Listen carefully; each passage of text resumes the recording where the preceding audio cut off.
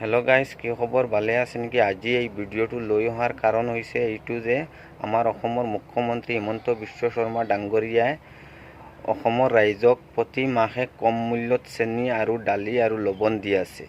এই তিনিটা বস্তুৰ পৰা কিমান টকা আমাৰ অসমৰ ৰাইজৰ লাভ হয় এইটো মই দেখাবলৈ আহিছোঁ আৰু আপোনালোক আমাৰ লগত থাকিব আৰু এই ভিডিঅ'টো ভালকৈ চাই থাকিব, তেন্তে আপোনালোকে অনুমান কৰিব পাৰিব।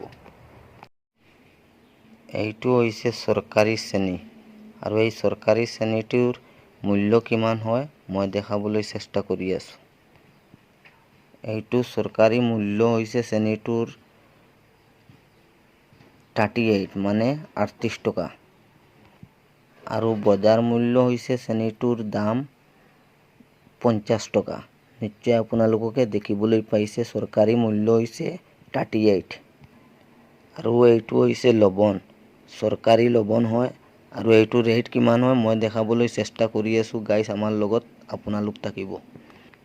চাওক, চৰকাৰী লৱণটোৰ ৰেট হৈছে 10 টকা আৰু বজাৰ মূল্য হৈছে 15 টকা। নিশ্চয় আপোনালোকে দেখিবলৈ পাইছে।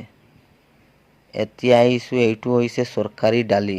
এই চৰকাৰী দালিটোৰ মূল্য কিমান হয় নিশ্চয় আপোনালোকে দেখিবলৈ পাব আৰু আপোনালোক আমাৰ লগত থাকিব। চাওক, এইটো হৈছে চৰকাৰী দালি। এইটো ৰেট হৈছে 69 মানে 69 টকা আৰু বজাৰ মূল্য হৈছে 90 মানে 90 টকা।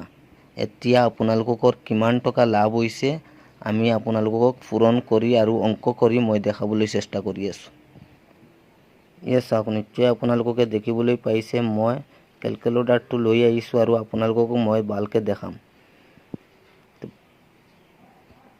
বজাৰ মূল্য হৈছে চেনিটোৰ দাম 50 টকা আৰু লৱণটোৰ দাম হৈছে বজাৰ মূল্য 15 টকা আৰু হৈছে বজাৰ মূল্য দালিটোৰ ৰেট হৈছে 90 মানে 90 টকা। এতিয়া মই এই বজাৰ মূল্যৰ পৰা মই চৰকাৰী মূল্যটো মাইনাছ কৰি কিমান টকা আপোনালোকৰ লাভ হয় নিশ্চয় আপোনালোকে দেখিবলৈ পাব আৰু অলপমান ধৈৰ্য ধৰক। এতিয়া দেখাই আছোঁ, চাওক আপোনালোকে চৰকাৰী মূল্য হৈছে দালিৰ ৰেট 69 আৰু লৱণটোৰ ৰেট হৈছে চৰকাৰী মূল্য 10 টকা আৰু হৈছে চেনিটো হৈছে চৰকাৰী মূল্য 38 মানে 38 টকা। চাওক, তেতিয়া কিমান টকা ওলাইছে? মাত্ৰ 38 টকা অসমৰ ৰাইজৰ লাভ হৈছে। এইটো আমি দেখিবলৈ পাইছোঁ। এইটো কাৰণে মই এই ভিডিঅ'টো বনাই আপোনালোকৰ সন্মুখত শ্বেয়াৰ কৰিবলৈ বাধ্য হৈছোঁ।